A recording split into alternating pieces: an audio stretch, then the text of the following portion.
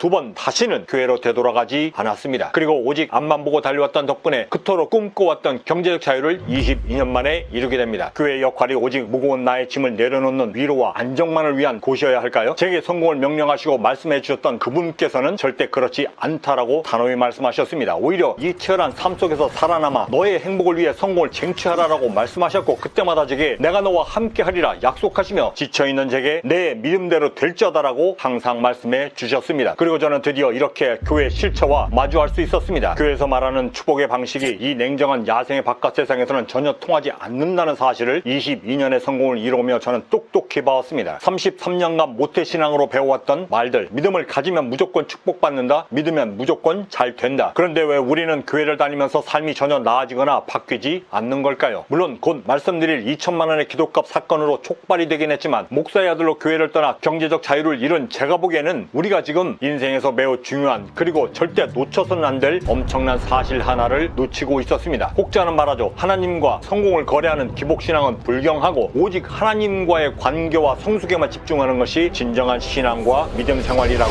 과연 그럴까요? 그럼 우리는 왜 종교를 갖고 있지 않은 사람들보다도 더 10계명을 지키며 착하게 살아야 하고, 그 많은 11조와 헌금에 남들 다 편히 쉬는 주일에까지 나와 그것도 무료 봉사를 하는 걸까요? 금식기도회, 새벽기도, 이 모든 정성들은 도대체 그럼 뭘 위한 것들인가요? 그 이유를 찾기 위해 저는 교회를 떠났고 성공을 이뤄오며 확신 하나를 갖게 되었습니다. 하나님은 오직 교회에만 계시는 존재가 아니고 삶의 현장에서 치열하게 살아가는 우리들 마음속에 계시는, 그리고 이 땅에서 행복하게 살기를 진심으로 원하고 계셨다는 것이었습니다. 근거가 있느냐고요? 네, 지금부터 그 말씀을 드리랍니다. 그 전에 첫 영상이니만큼 잠시 제 소개를 먼저 드리고 시작하겠습니다. 저는 현재 캐나다에서 패션 쇼핑몰 법인을 경영하고 있고, 투자와 부동산 임대업을 병행하며 시간이 날 때마다 구독자님들의 경제적 자유를 돕기 위한 책들도 함께 쓰고 있습니다. 그 첫 번째 책은 약 10년 전에 만났던 59세 이혼여분을 도와 68세인 지금까지도 캐나다 연봉 상위 8%의 삶을 오직 손기술 하나로 여전히 유지하시며 노년을 행복하게 살고 계신 그분의 실제 캐나다 취업 성공기를 다룬 책입니다. 저는 무조건 할 수 있다라는 말을 무척 싫어합니다. 현실적인 대안도 제시하지 못하면서 성공을 쟁취하라는 말은 더더욱 싫어하죠. 그래서 오랜 고민 끝에 그 증거가 될 그분의 실제 이야기를 담아 한국에서 이력서에 담을 경력만을 쌓기 위해 4,300만 원이나 되는 막대한 비용을 써야 한다는 그 불합리한 세상의 틀에 경종을 울리고 싶었습니다. 우선 저는 매우 독특한 이력들을 갖고 있습니다. 보통의 경우라면 경험해보지 못할 그런 것들이죠. 그 가장 첫 번째는 역시 목사의 아들이면서 교회를 떠난 것이고, 세상 밖에서 빈주먹으로 사업가로 경제적 자유를 잃은 매우 독특한 이력을 갖고 있습니다. 그 모든 것들을 만들게 한 계기들, 끼니 하나 걱정할 만큼 지독한 가난을 이미 어렸을 적부터 경험했고 33년간 모태신앙으로 봉사했지만, 곧 말씀드릴 인생을 통째로 바꾸었던 한 사건을 만나면서 교회를 떠나 지금껏 22년간 성공만을 쫓아왔습니다. 가장 잘나가던 젊은 벤처기업 대표에서 날개 없이 추락해 신용 불량자가 되었고, 자살을 결심할 만큼 밑바닥에서 다시 일어나 40이 가까운 30대 후반에 돌연단신 빈지목으로 캐나다에 와 드디어 꿈을 이룬 매우 다채로운 경험들이 있습니다. 이를 통해 저는 인생의 가장 밑바닥일 때 어떻게 재기하고 어떻게 포기하지 않고 버틸 수 있는지 그 방법들을 제 스스로 터득할 수 있었고, 이젠 저의 가장 큰 경쟁력이 되어주었습니다. 제가 유튜브를 시작하게 된 계기는 어느 날 성공을 이루며 갑자기 이런 생각 하나가 들었습니다. 22년 전 아무런 꿈도 없이 살아가던 그때 20대 시절, 저에게 그 옛날 중학생 손정희에게 인생 조언을 아끼지 않았던 그 멘토의 말이 있었다면 지금의 나는 어떤 모습이 되어 있을까? 한동안 그 생각이 저의 마음을 떠나지 않았고, 그 생각이 발단이 되어 지금의 이 채널을 시작하게 되었습니다. 그리고 저는 한 가지 결심을 하게 됩니다. 절대 내가 경험해보지 못한 것은 말하지 않는다. 뜬구름 잡는 말로 사람들을 현혹하지 않는다. 그래서 저는 교회라는 형식과 세상의 그 어떤 것에도 속박되지 않는 자유로운 노마드 정신에 우리에게 주어진 성공의 꿈이 모두에게 주어진 것이 아닌 아주 특별한 사명감임을 아는 우리들만의 킹덤을 만들고자 했습니다. 그리고 여기에 한 가지 더, 이제는 통일교 JMS가 아닌 대한민국 국격에 맞는 우리들의 삶과 인생을 살리는 교회 하나쯤은 우리가 가지고 있어야 하지 않을까라는 절실한 희망과 갈망이 이 채널을 만들게 된 원동력이 되어줬습니다. 가나안 성도를 넘어 노마드 킹덤족으로서 우리들만의 성역을 지금부터 만들어 나가고자 합니다. 그래서 앞으로 꾸준한 영상을 통해 한국은 물론이고 캐나다에 이민와 성공할 수 있는 방법, 사업으로 성공하는 방법, 취업하는 방법, 재테크하는 법, 그리고 가장 힘들 때 어떻게 마음을 다스려 나를 다시 회복시킬 수 있는지에 대해 여러분과 함께 공유해 드리고자 합니다. 그리고 가장 중요한, 그분이 우리에게 주시는 성공 메시지와 올바른 믿음을 바라보고 우리의 삶을 스스로 리드할 수 있는 힘을 기르고자 합니다. 노마드가 세상의 중심이 될 때까지 제게 주어진 그 모든 달란트를 지금부터 더 쏟아 붓고자 합니다. 이에 대한 질책과 지적도 겸허히 받아들여 여러분의 믿음과 행복한 삶을 위한 성공에 그동안 저를 지켜주셨던 그분의 진심을 한 시대를 함께 살아가는 성공인으로서 함께 나누고자 합니다. 그날도 저는 아침 일찍 예배를 드리고 봉사처로 향하고 있었습니다. 중고등부, 대학부 회장을 거쳐 청년실업인 선교회 그리고 교회 재정과 기획을 총괄하는 기획부서에서 소위 골수 성도로서 활동하며 이름만 되면 모두가 다 아는 여의도의 한 대형 교회에서 33년째 봉사하고 있었습니다. 그리고 그렇게 꿈꿔왔던 사업을 시작하고 채 1년이 되지 않았던 어느 날 밤잠을 설칠 만큼 사업이 매우 힘들어졌던 그날은 유독 한치 앞도 보이지 않은 만큼 무기력했고 답답한 주일이었습니다. 지푸라기라도 잡고 싶은 심정에 신앙생활을 하고 태어나 처음으로 담임 목사께 기도라도 받아 마음에 이 무거운 짐을 내려놓고자 찾아뵙습니다. 그리고 그렇게 찾아 나선 입구를 지키고 서 있던 집사는 저를 가로막아서며 이렇게 말했습니다. 담임 목사께 축복 기도를 받으려면 2천만 원의 기도비를 내야 한다. 사회생활을 하기도 전부터 시작된 11조와 감사 헌금 그리고 축복을 받아야 한다는 말에 없는 와중에도 그 거금에 현금 서비스까지 받아가며 했던 그 수많았던 헌신들 앞에 2천만 원의 기도비는 납득도 되질 않았고 받아들이기도 여간 쉽지 않았습니다. 안 그래도 무거웠던 그날의 마음은 더욱더 가라앉았고 교회의 재정과 자금 관리를 하며 느껴왔던 그동안의 부조리와 상식에 벗어났던 교회 생활에서의 염증들이 순식간에 몰려와 2천만 원의 기도비가 촉발제가 되어 그날 봉사처로 향하려던 저의 발걸음을 그 즉시 돌려 두 번 다시는 교회로 되돌아가지 않았습니다. 그리고 그 이후 오로지 살아남기 위해 그리고 생존을 하기 위해 모든 것을 쏟아부어 저의 꿈과 성공에 매진하게 되었죠. 그리고 오직 앞만 보고 달려왔던 덕분에 그토록 꿈꿔왔던 경제적 자유를 22년 만에 이루게 됩니다. 장기와 바둑을 가장 잘 두는 사람은 훈수 두는 사람이고 주식시장을 가장 잘 판단할 줄 아는 사람은 주식에 투자하지 않는 사람이다 라고 합니다. 판 밖에 있는 사람이 오히려 판 안에 있는 것들을 더 잘 보게 된다는 뜻이죠. 교회를 떠나고 나니 비로소 교회의 실체와 목회자들이 왜 성공을 말하지 못했는지 왜 그런 말들을 했는지 그 진짜의 모습들이 보이기 시작했습니다. 마치 매트릭스의 키아누 리브스가 코드화된 세상을 보게 된 것처럼 말이죠.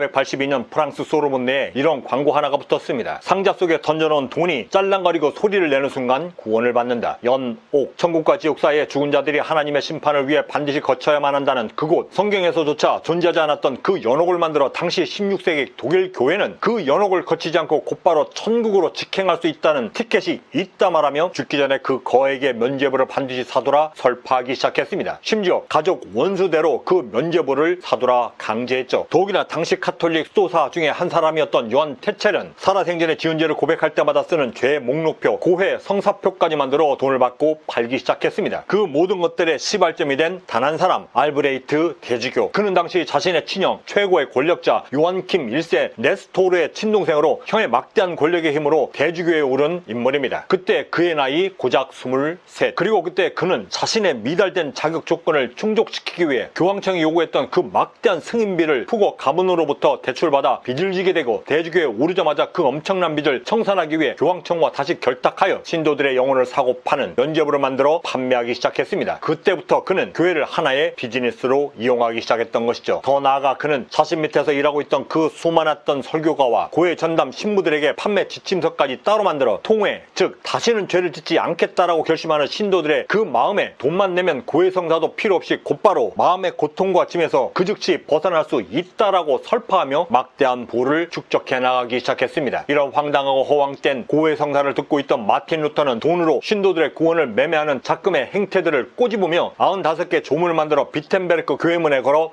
1517년 종교개혁을 단행합니다. 그의 반박문에는 이런 글이 실렸습니다. 돈이 헌금함에 짤랑거리고 떨어지면 욕심도 탐욕도 함께 증가한다. 등록신도 10만 명의 재정 규모만 1천억대로 알려진 명성교회 담임목사 김삼환 목사가 자신의 세습을 위해 했던 말, 교인의 3대 중심은 하나님, 교회, 나 담임목사이며, 이런 담임목사의 말은 곧 하나님의 뜻이기에 세습은 하나님의 뜻이며, 교인들은 교회가 중요한 결정을 내릴 때마다 반드시 목사의 말을 따라야 한다. 그 궤변들의 당시 교회개혁 실천연대 박득훈 목사는 신랄하게 지적하며 이렇게 말했습니다. 매우 슬프고도 비극적인 사건. 그리고 그 비극적인 사건은 2000년 전에도 있었습니다. 6월절 예배와 제사를 드리기 위해 전국 각지에서 유대인들이 성전에 몰려왔을 때 이들을 돕겠다는 명분 하나로 그 입구에는 당시 종교 지도자들과 결탁했던 환전상과 비둘기를 판매하려는 장사꾼들로 득실거렸습니다. 그들은 축복을 받기 위해 모여든 가난한 사람들에게까지도 그 비싼 비둘기를 강매했고, 하나님께서 오직 은전만을 받으신다는 말도 안 되는 교리를 설파하며 환전비까지 챙겼습니다. 이를 지켜보고 계시던 예수님은 대노했고 예배가 타락했다 말씀하시며 하나님에게 가까이 가는 그 길에 인간의 돈이, 제도와 권력이 그 귀한 길을 막아서고 있다라고 말씀하시며 그 모든 상인들을 내쫓고 그들의 의절을 뒤엎으시며 이렇게 말씀하셨습니다. 내 집은 기도하는 집이라 일컬음을 받으리라 하였거늘 너희는 강도의 소굴로 만드는도다. 그리고 2026년 우리는 통일교, 신천지, JMS, 사랑제일교회 정광훈 목사를 목도하고 있습니다. 장로교 목사이자 작가이며 미 상원 의원이기도 했던 리처드 헬버스는 그리스도 중심이었던 교회가 이제 기업이 되었다라고 한탄까지 했습니다. 그리고 그는 또 이렇게 얘기했습니다. 최초의 교회가 그리스도를 중심으로 한 교제였으나 그리스에서는 철학이 되었고 로마에 넘어가서는 제도가 되었으며 유럽에 건너가서는 문화가, 마지막으로 이 미국으로 건너왔을 때 교회는 드디어 기업이 되었다. 그리고 성경 어디에도 나와있지 않은 그들만의 주장과 움켜쥐고 절대 놓지 않으려는 그 무엇을 위해 브레이크 없이 커져버린 대한민국 교회들의 세습과 횡령 그리고 성범죄까지 비판했던 영화 코바디스의 김재환 감독은 공항 인터뷰에서 이렇게 덧붙였습니다. 그런 교회가 한국에 와서는 이제 대기업이 되었다. 그리고 그 영화 말미에는 이런 대사가 나옵니다. 교회 자체가 돈덩어리입니다. 그러니까 세습하는 것이죠. 33년간 제가 몸담았던 교회에서는 돈이라는 단어는 세상의 것이고 불경한 것이다 라고 말을 하며 애들로 물질이라는 말로 포장했고 11조와 감사 헌금 그리고 각종 건축 헌금들을 거뒀습니다. 그리고 한 젊은 청년 사업가의 절박했던 기도값으로 2천만 원을 매겼죠. 이 모든 행태들을 꼬집었던 오래전 손석희 앵커는 자신이 진행하던 뉴스에서 이렇게 말했습니다. 마틴 루터의 종교개혁 500년 만에 또다시 종교개혁이 일어나야 한다면 그것은 바로 이 땅이어야 하지 않을까라는 비감함. 저는 2024년 12월 3일을 막아섰던 그때의 대한 국민들을 보며 이런 비장함이 생겼습니다. 그때 이 나라의 운명을 구했던 우리가 절대 변치 않을 것 같은 교회를 이젠 막아서야 하지 않느냐고, 또한 이런 의문도 생겼습니다. 어차피 기업화된 한국의 개신교 교회라면 사람을 죽이는 기업 대신 사람을 이롭게 하는 대기업을 만들면 되지 않을까. 그 전에 우선 저부터 반성해야만 할 것 같습니다. 이런 말을 하고 있는 지금의 저는 그 옛날 교회를 다니며 그 누구보다도 목사의 말과 교회를 맹신했던 매우 의타적이고 피상적인 믿음의 열성 성도였기 때문입니다. 초창기 제가 다녔던 그 교회 앞에는 이런 성경 문구가 아주 크게 걸려져 있었습니다. 수고하고 무거운 짐진 자들아 다 내게로 오라, 내가 너를 쉬게 하리라. 이 강렬했던 문구 덕분에 그 교회는 대형 교회가 되었죠. 그런데 정말 교회가 우리가 그토록 찾아야 하는 진정한 안식처였을까요? 제가 찾았던 성경에서의 교회의 진짜 모습은 삶에 도피쳐도 우리의 고단한 삶을 대신해주는 보험도 절대 아니었습니다. 또한 그들이 말해왔던 것처럼 교회 출석하고 믿음만 가지면 무조건 축복을 받아 행복해질 수 있다라고 하는 그 번영신학이 우리가 믿어야 하는 그것 또한 절대 아니었죠. 최소한 5000년 전 아브라함으로부터 시작된 믿음과 종교의 본질은 교회가 말하는 것처럼 신앙을 갖게 되면 무조건 나의 성공과 미래가 보장되는 것이 아니라 신앙을 통해 성공과 삶에 대한 의미를 깨닫고 그래서 주어진 고단한 삶이라 할지라도 앞으로 나아갈 용기와 미래를 개척할 힘의 원천을 얻어 나의 주어진 삶과 운명은 분명히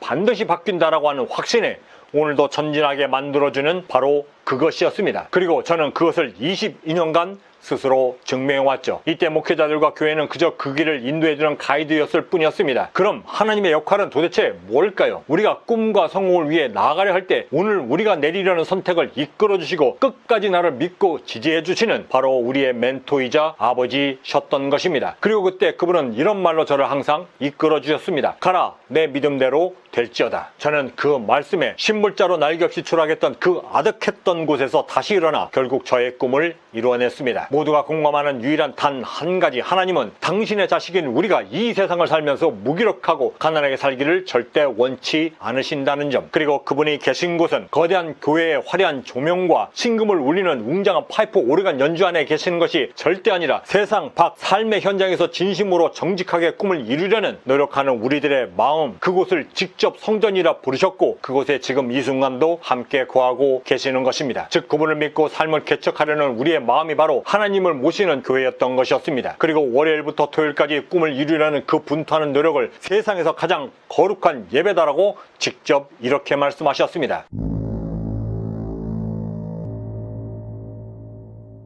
왕과 사는 남자의 유해진 배우는 한 방송에서 이런 말을 했습니다. 인생에서 누구를 만나는 것이 매우 중요하다. 그러면서 자신의 연기 인생의 은인에 대한 에피소드를 밝혔습니다. 인생의 답을 주어 나를 위로하고 성장시켜주는 교회, 그런 교회와 목회자를 만난다는 것은 우리 인생에서 엄청난 기회이며 행운이 분명합니다. 그런 관점에서 볼 때 결국 우리는 어디에 속해져 있느냐가 아니라 그것을 통해 내가 어떤 사람이 될 수 있는가의 의미를 갖는 것이 바로 우리가 가져야 할 진정한 종교의 의미였던 것입니다. 그것을 유해진 씨는 은인이라 불렀던 것이죠. 사실 은인은 종교가 있든 없든 살아가는 우리 모두에게 최소한 단 한 번쯤은 반드시 만나고 싶은 그런 존재가 맞습니다. 내 인생에 한 번쯤은 나타나 주길 바라죠. 그런데 혹시 아시나요? 하나님은 그 꼭 만나고 싶은 존재, 은인을 빛과 소금이라 지칭하셨고 다른 사람이 아닌 우리가 직접 그런 존재가 되길 원하셨던 것입니다. 그래서 우리에게 성공을 주문하시는 것이고 그 성공을 통해 준비된 달란트, 준비된 종이 되어 타인의 눈물을 진심으로 닦아줄 줄 아는 왕과 같은 제사장, 그 족속이 되어 이 세상을 더욱더 밝게 빛나도록 원하고 계시는 것입니다. 지금 이 순간에도 말이죠. 그리고 이런 삶을 살다가 온 우리를 천국 앞에서 더욱더 반겨주는 것은 어찌 보면 무척 당연한 일일 것입니다. 저는 그분의 실체를 33년간 다녔던 그 교회서가 아니라 고군분투하는 세상 밖에서 직접 만나뵐 수 있었습니다. 지금부터라도 우리가 믿어야 할 참된 종교, 그리고 우리 삶에 부여된 성공의 참된 의미를 다시 한번 함께 고민해 보았으면 합니다. 오늘 반드시 행복해지셔야만 합니다. 왜요? 그분이 그걸 진심으로 원하고 계시거든요. 좀 더 깊은 영상으로 다시 찾아뵙겠습니다.